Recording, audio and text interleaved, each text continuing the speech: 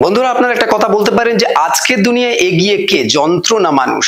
যদিও আমরা জানতাম যে ঈশ্বরের সবচেয়ে বড় সৃষ্টি হলো মানুষ, কিন্তু এই মানুষকেও আজকে টক্কর দিচ্ছে এআই অর্থাৎ যন্ত্র সভ্যতা। একটা সময় আমরা ইতিহাসে পড়েছি যে আমাদের দেশের সমস্ত শিল্প বাণিজ্যকে শেষ করেছে ব্রিটিশ থেকে আনা বেশ কিছু যন্ত্র সভ্যতা।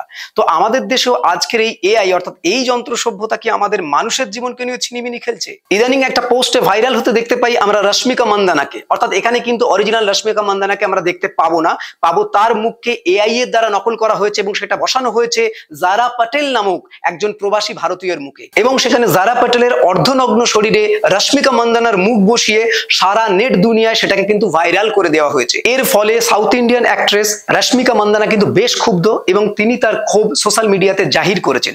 তিনি বলেছেন যে এভাবে যন্ত্র সভ্যতার যদি কোনো কারণে মিসইউজ করা হয় তাহলে মানুষের ব্যক্তিগত বলে তো আর কিছুই থাকবে না।